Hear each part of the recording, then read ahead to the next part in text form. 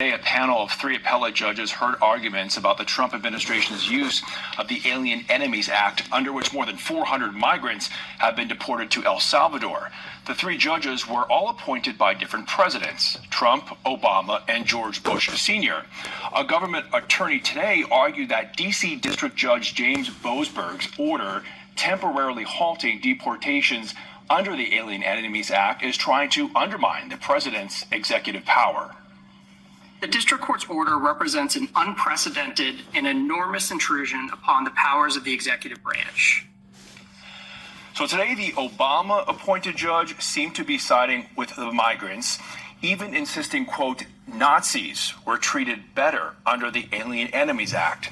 The Trump-appointed judge appeared to be possibly ruling in favor of the Trump administration and against a key plaintiff, the ACLU.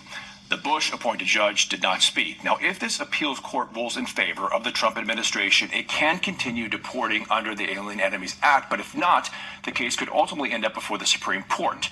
The judges will now meet privately. There's no deadline, but we expect an opinion soon. And breaking tonight, the Trump administration invoked a state secrets privilege, refusing to give Judge Boasberg, he's the judge who initially ordered flights with migrants be turned around, any additional information about the deportation flights to El Salvador. Trace. It's an interesting tactic. Matt, thank you.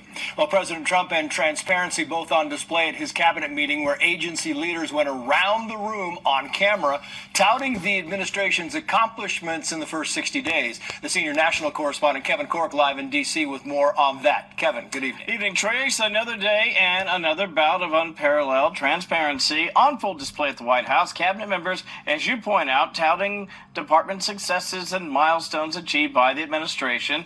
Notably, the cabinet outlined billions of dollars in contracts canceled since the president took office, including, but not limited to, $300 grand for food justice education for queer and transgender farmers in San Francisco.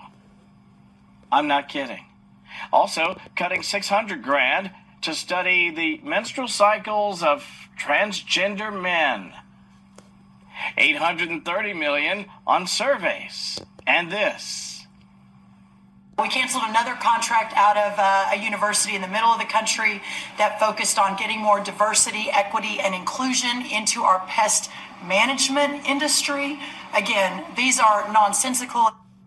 Wait, there's more. The EPA also canceled over $22 billion worth of contracts, including $2 billion going to an NGO that was connected to former Georgia gubernatorial candidate Stacey